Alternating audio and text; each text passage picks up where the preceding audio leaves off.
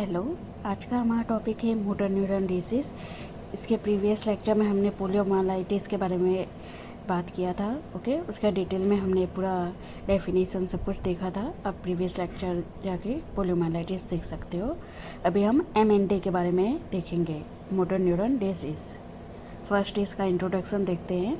Motor neuron disease are a group of rare neurodegenerative disorder that selectively affect motor neurons, the cells which control voluntary muscle of the body। तो MND क्या है? इसमें progressively neuro degenerative, okay, degeneration होता है। जो नौ sales जो होते हैं उसका क्या हो जाता है, डिजनरेशन होता है और प्रोग्रेसिवली हो जाता है। मतलब एक बार मतलब हुआ तो ये क्या होता है, वर्स कंडीशन होती जाती है, रिकवर नहीं होता, क्योर नहीं होता है। ओके, जैसे वॉलेंट्री जो मसल होते हैं बॉडी के, वो अपना कंट्रोल खो देते हैं। ओके, तो जिससे क्या होता है, बॉडी की जो मूवमेंट होती है वो सारी अफेक्ट हो जाती है। The cause of motor neuron disease is usually not known, however in some cases hereditary factors may be considered. MND का जो रियल कॉज है, क्या इसके पीछे रीज़न है, वो किसी को पता नहीं है कि क्यों, मतलब कौन सा फैक्टर इसके लिए रिस्पॉन्सिबल होता है। पर ज़्यादातर जेनेटिकली देखा जाता है। जैसे कि पेरेंट्स को है, ओके, किसी फैमिली को है, तो उसमें क्या होगा, उसके आने वाले नेक्स्ट जनरेशन में भी MND होने के चांसेस ज़्यादा होते हैं। ओके, जेनेटिकली ज़्यादा फैक्टर देखने को मिलता है।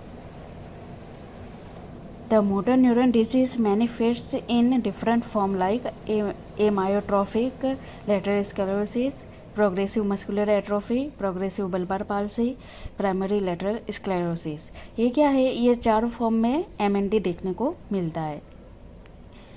Amyotrophic lateral sclerosis in 1850 Francois Amilcar Aaron was the first to describe a disorder he named progressive muscular atrophy, a form of amyotrophic lateral sclerosis in which only the lower motor neurons are affected।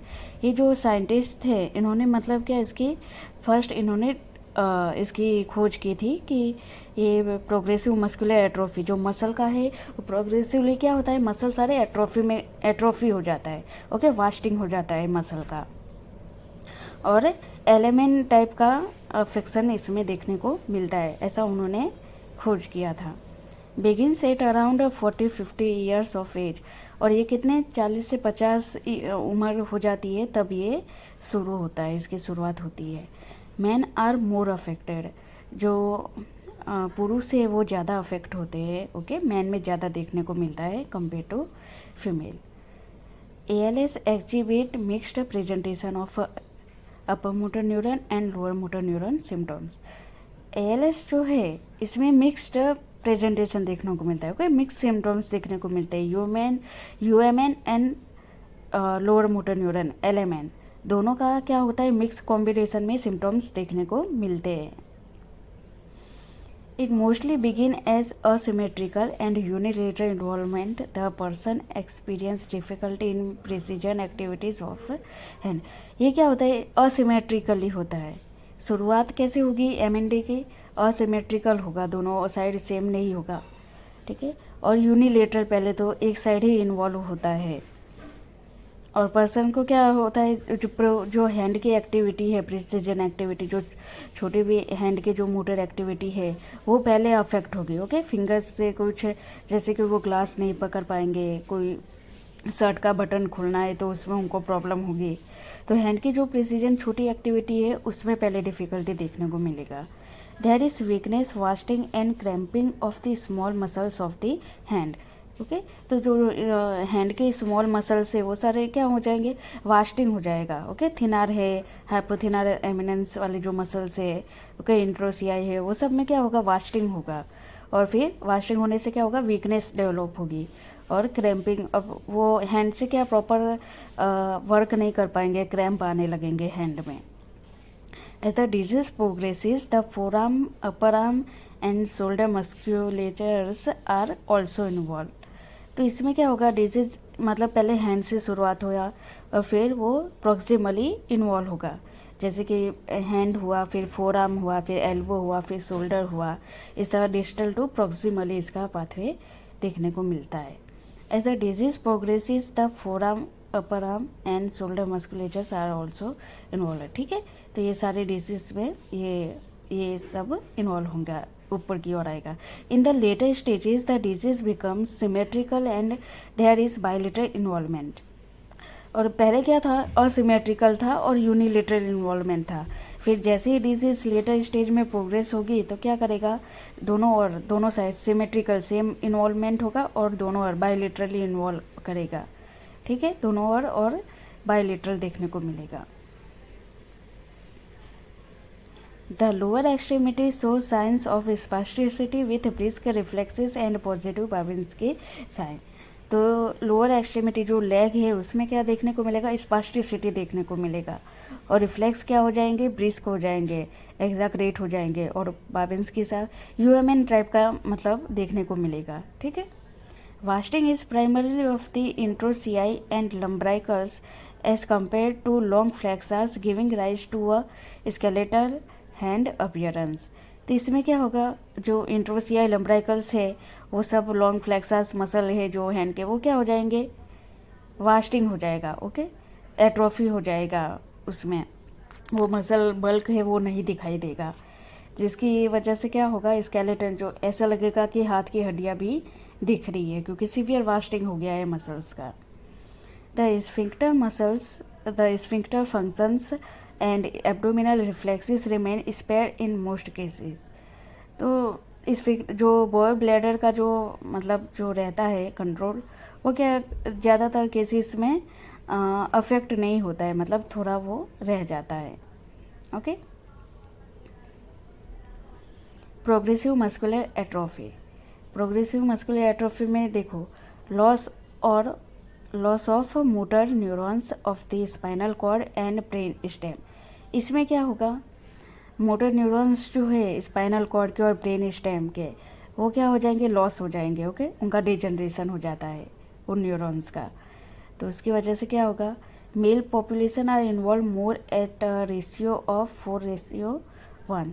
इसमें mail population है ना, वो ज़्यादा involve होते हैं, mail में ही ये MNT ज़्यादातर देखने को मिलता है और उसमें 4 रेशियो यानी फीमेल के कंपेरिजन में 4 गुना ज़्यादा देखने को मिलता है मेल में।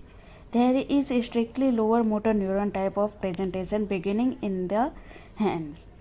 ठीक है, इसमें क्या होगा, प्रोग्रेसिव मस्कुलर एट्रोफी में एलिमेंट टाइप का प्रेजेंटेशन देखने को मिलेगा और शुरुआत कहाँ से होगी, इसकी हैंड से होगी। There is gross weakness, wasting, fasciculation in the hand and then the disease progress to involve the other parts of the extremities as well as the lower limbs। इसमें क्या होगा, ग्रोस वीकनेस, वास्टिंग, फेसिकुलेशन देखने को मिलेगा hand में। फिर जैसे ही disease progress होगी वो अदर पार्ट मतलब ऊपर के और एक्सट्रीमिटी जैसे कि एल्बो हो गया, शोल्डर हो गया, ओके, फेस हो गया, तो इस तरह से ऊपर की ओर वो क्या होगी, इन्वॉल्व होगी। In the lower limbs pretibial muscles are involve and the patient ends up having a foot drop. इसमें क्या होगा, लोअर लिम्ब में प्रीटिबियल जो मसल होते हैं, ओके, वो पहले इन्वॉल्व होंगे और फुट ड्रॉप देखने को मिलता है, इसमें फुट ड्रॉप देखने को मिलेगा।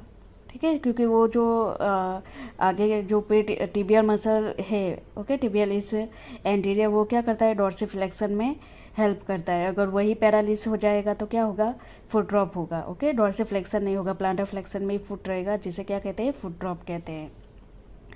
Disease progresses very gradually up to 10 to 15 years. Okay, disease ये जो 10 to 15 ईयर्स में क्या होगा, पूरा प्रोग्रेसिवली मतलब ये क्या होता है, धीरे धीरे स्टार्ट होता है, जैसे कि हैंड पे स्टार्ट हुआ। ओके, तो इसका ऑनसेट क्या होगा, ग्रेजुअली ये डिजीज़ प्रोग्रेस होगा। ओके, 10 to 50 ईयर्स में पूरा ये डिजीज़ प्रोग्रेसिवली ज़्यादा सीवियर और वर्स कंडीशन हो जाएगी। प्रोग्रेसिव बल्बार पाल्सी, देखो इसमें क्या होगा, degeneration of motor neurons of cranial nerves 5, 7, 9, 10 and 12। ये जो क्रेनियल नर्व्स है इसका क्या होगा, इसके जो मोटर न्यूरॉन्स है उसका डिजनरेशन हो जाएगा। ठीक है, तो ये जो है ये नर्व्स देखो उसमें क्या होता है, इसके सबके अलग अलग फंक्शन होते हैं। Involvement of motor nuclei in the lower brain stem. इसमें बल्बार, देखो ये प्रोग्रेसिव बल्बार पाल्सी, इससे क्या पता चलता है कि बल्बार जो रेस्पिरेटरी पाथवे है वो उसका अफेक्ट देखने को मिलेगा। ओके, वो पाथवे अफेक्ट होगा। तो इसमें लोअर ब्रेन स्टेम जो होता है वो क्या होता है, रेस्पिरेटरी जो सेंटर होते हैं वो कहाँ पे होते हैं, लोअर ब्रेन स्टेम में ही होते हैं। तो वो क्या होगा, ये सारे मोटर न्यूक्लियाई का डिजनरेशन होगा तो रेस्पिरेशन में अफेक्शन देखने को मिलेगा। देखते हैं क्लिनिकल फीचर में। There is primary involvement of the bulbar muscles and hence the jaw muscles, facial muscles, tongue, larynx and pharynx are affected. ठीक है, तो इसमें क्या होगा, ये सारे जो रेस्पिरेटरी जो सिस्टम है उसमें हेल्पफुल होते हैं, जो जॉ मसल से, फिर फेशियल मसल से, और टंग है, लैरिंग्स फेरिंग्स वाला जो पाथवे है वो रेस्पिरेशन में हेल्प करता है। तो ये क्या होगा, ये सारे अफेक्ट होंगे। प्राइमरी ये इन्वॉल्व होता है इसमें। Due to involvement of bulbar muscles the patient suffers from dysphagia, dysarthria et cetera. तो इसमें जो रेस्पिरेटरी बल्बार जो मसल होते हैं वो इन्वॉल्व होते हैं तो क्या होता है, पेशेंट को swallowing में डिफ़िकल्टी होता है। ठीक है, डिस्फेजिया मतलब डिफ़िकल्टी इन swallowing, डिसार्थिया मतलब difficulty in articulation of word.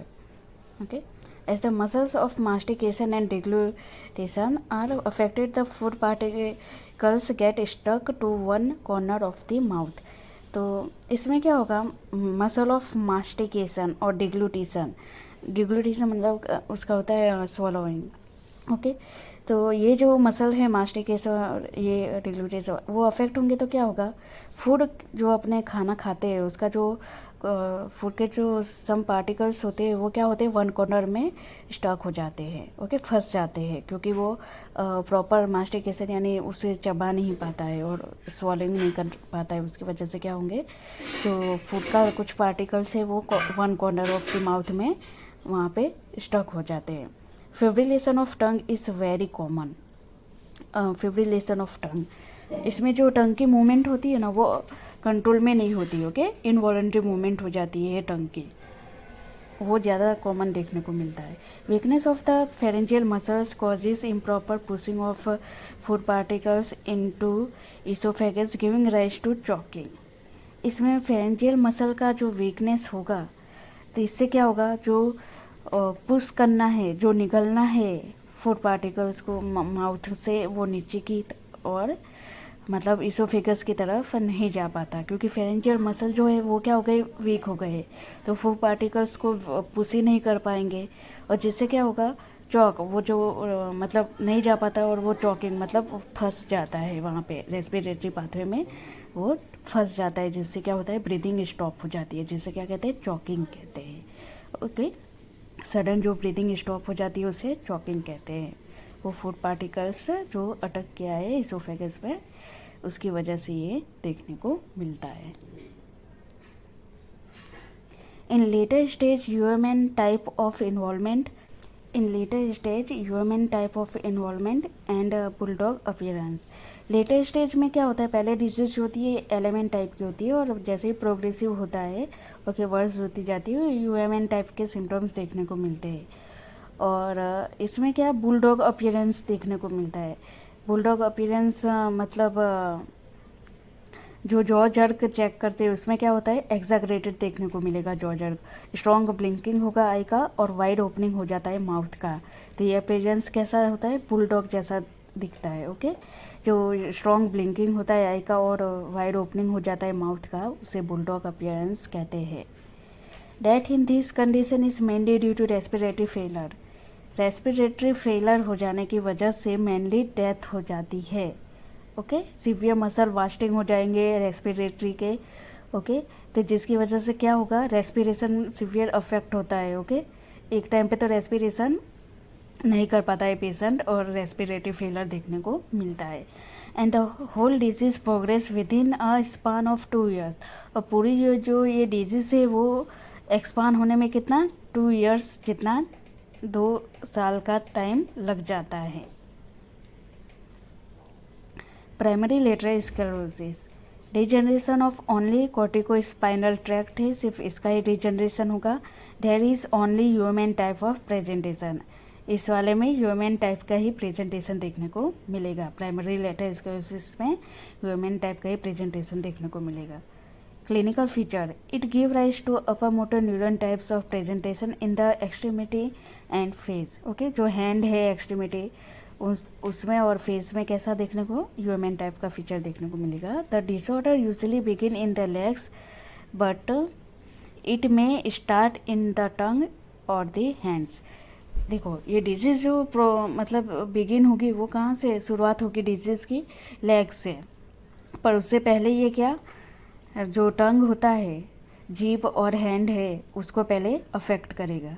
Okay, वहाँ पे पहले लेग से तो शुरुआत होगी, पर उससे पहले ये टंग और हैंड है उसको अफेक्ट करेगा। उसके बाद ये डिजीज़ लेग में देखने को मिलेगी और वैसे वैसे वो ऊपर की ओर डिस्टल टू प्रॉक्सिमल ही इसका प्रोग्रेस होगा। ओके, प्राइमरी लेटर स्क्लेरोसिस में फर्स्ट जो टंग होता है उसको अफेक्ट करता है।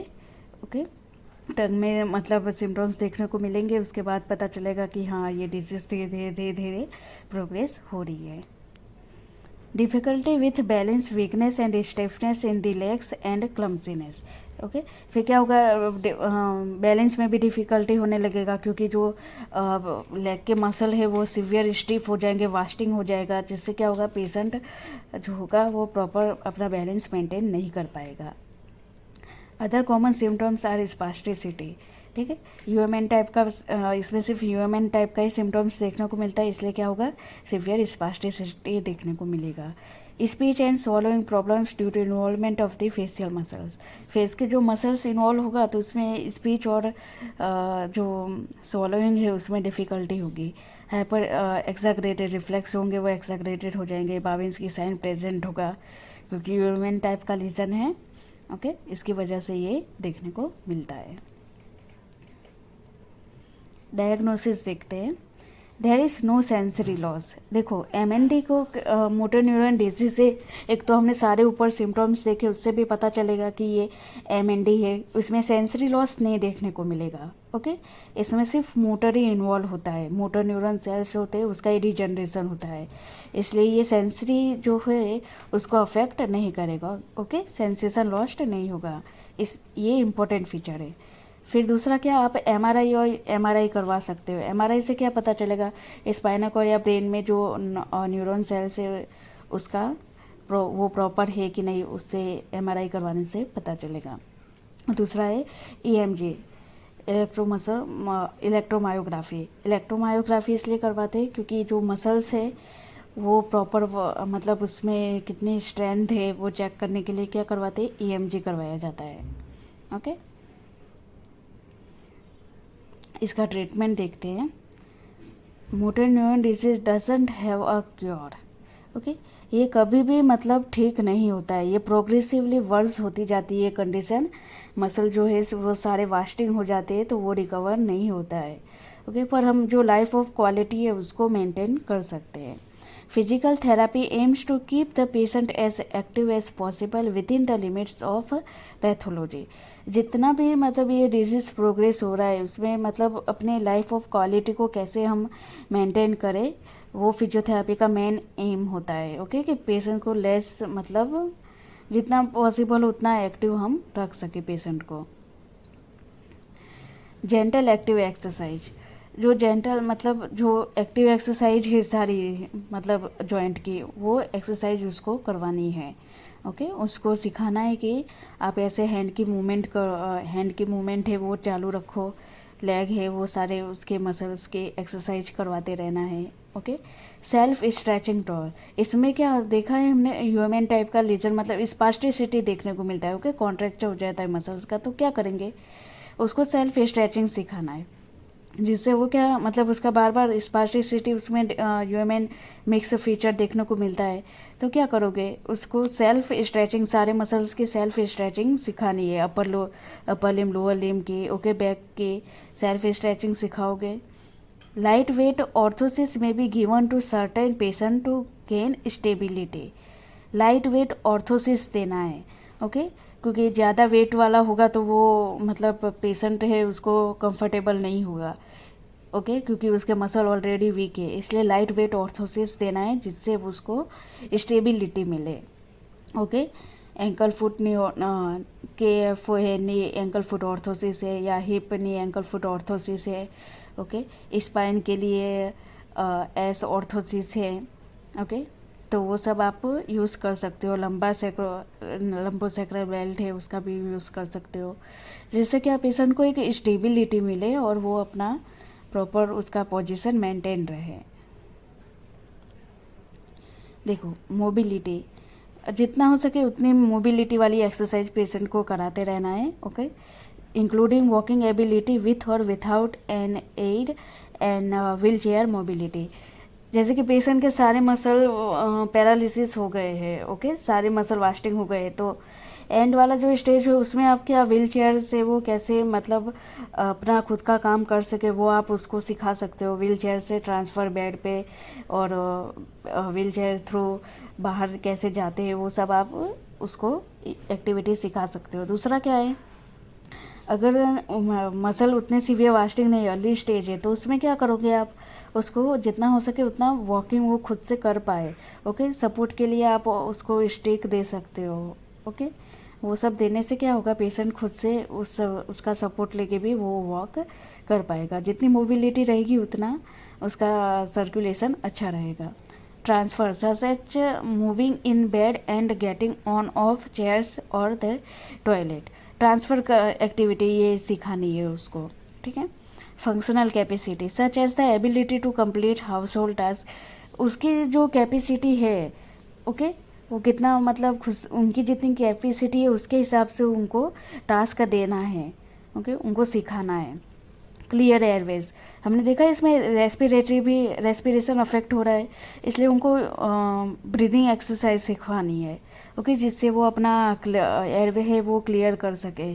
कफिंग टेक्निक्स से, ओके, कफिंग टेक्निक्स भी आप सिखाओगे जिससे वो अपना एयरवे जो होगा वो अपना अच्छे से क्लियर कर सके, ठीक है। उनको जो ब्रीदिंग एक्सरसाइज करवाने से उनका मसल है जो वो प्रॉपर वर्क कर सकता है, जिससे उसका क्या होगा, उनको रेस्पिरेटरी फेलर से बचा सकते हैं।